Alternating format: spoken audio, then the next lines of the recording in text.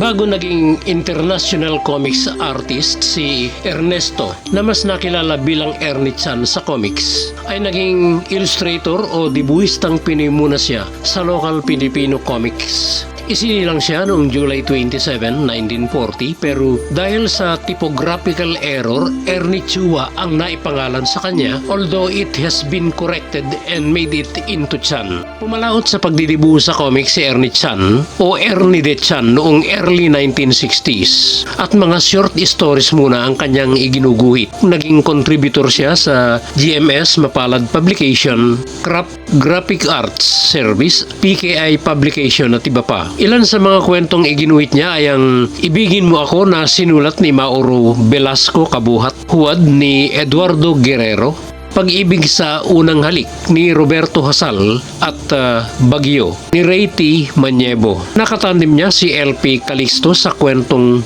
Boy Meets Girl at si Obi Pangilinan naman ay nakatrabaho niya sa kwentong Luz Biminda.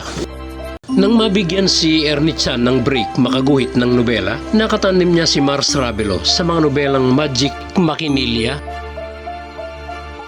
Pasipika Palaypay at Pomposa, ang Kabayong Chismosa na naisalin sa pelikula. Si Rico Bello Umagap ay nakatandem niya sa nobelang Magic Guitar. Si Deo Villegas naman ay sa nobelang Electro Jaguar. Iginuhit niya ang seryeng Damdora ni Deo Gonzales, Our Song ni Cherry De Villa at ang seryeng Kulimlim na Sandali, isang pitak ng malulungkot na karanasan featuring this story, Panahon ang Maglilibing, from the letter sender Rosalinda. When Ernie Chan migrated in the United States, dito na siya gumawa ng kanyang mga illustration sa Marvel at DC Comics kung saan Ernie Chua muna ang ginamit niya at makikita ito sa The Dark Mansion of Forbidden Love. Pero nang lumaon, Ernie Chan na rin ang makikitang credit sa mga artwork na ginagawa niya. He studied with John Buscema and worked with him as the inker.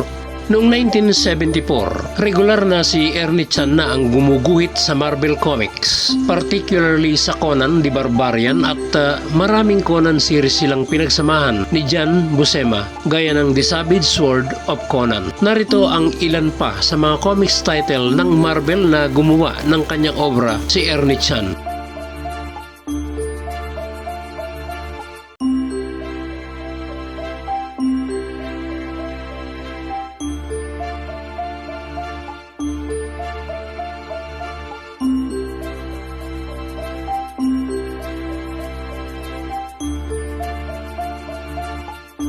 Noong 1975 hanggang 1977, muling gumuhit ng kanyang mga obra sa DC Comics si Ernie Chan at ilan sa mga comics titles na gumawa siya ay ang mga sumusunod.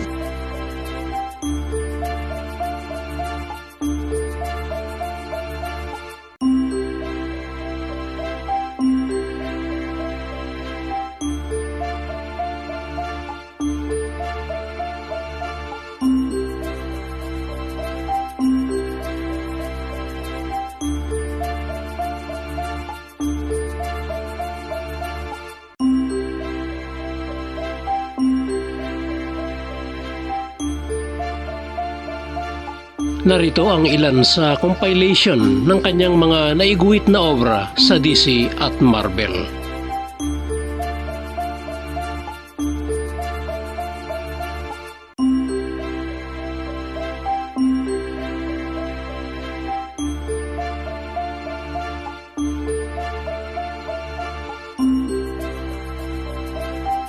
Sa Warren Publishing ay nakagawa rin si Ernie Chan sa Creepy. Noong 1980, Ernie Chan received an Inkpot Award at sa taon ding ito siya nagbalik sa Oakland, California upang mas mapalapit sa kanyang mga relatives at noong 1995, tumigil na siya sa pagdidibuho sa comics to indulge in computer by working in a video game, animation and movies for companies like Sierra Online, Sega of America, Hanna-Barbera, etc. His course ranges from storyboards, background design, and rendering of character concept. Unfortunately, nagkasakit si Ernie Chan at yumao noong May 16, 2012. Siya si Ernesto na mas nakilala bilang Ernie Chan sa comics, Filipino comics illustrator o dibuhistang Pinoy at ang mga iginuhit niyang obra sa comics.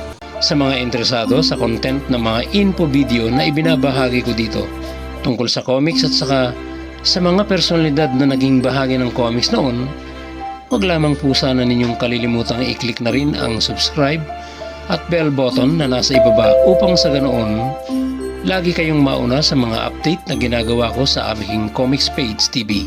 Thank you very much and God bless you all.